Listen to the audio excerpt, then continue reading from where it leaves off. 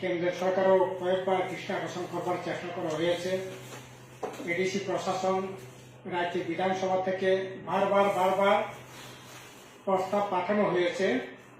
সেটা হচ্ছে বর্তমানে এটা সংবিধানের 125তম সংবিধান সংশোধনী বিল আকারে এটা পার্লামেন্টে আছে। আমরা চাইছি এই চলতি অধিবেশনের মধ্যে এই বিলটা পাস করানো হোক, কারণ এটা অনেক বছর ধরে ঝুলে আছে। 2017-18 সাল থেকে এটা তৎকালীন রাজ্যসভার বিরোধী দলের নেতা আনন্দ শর্মাকে সংসদীয় কমিটির চেয়ারম্যান করে একটা সেখানে সংসদীয় কমিটি গঠন করে কিভাবে স্বশাসিত জেলা পরিষদকে সেখানে ক্ষমতা বা আর্থিক সুযোগ সুবিধা দেওয়া যায়, এই মর্মে সেখানে অনেক আলাপ আলোচনা করেছে।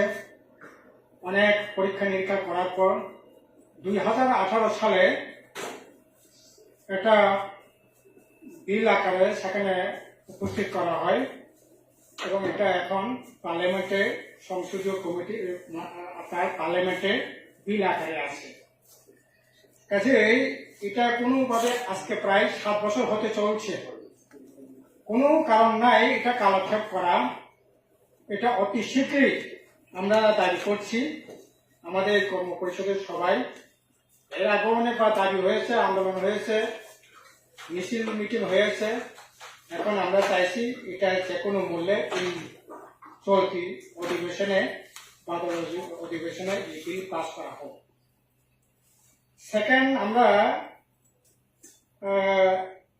আমাদের সিদ্ধান্ত হয়েছে যেটা আগামী 9ই আগস্ট এই মাসে আন্তর্জাতিক আপনার আদিবাসী দিবস গোটা দুনিয়াতেই হয়। এটা আমাদের দেশে হবে, রাজ্যেও হবে। আমরা এটাকে অত্যন্ত গুরুত্ব সহকারে আমরা এটাকে এবারও প্রতিপালন করবো। প্রত্যেক বছর নাই, এটাকে বর্ণময় মিছিল সভা সমাবেশের মধ্য দিয়ে আমরা সংগঠিত করব। আগরতলার সেন্ট্রালি একটা অনুষ্ঠান হবে।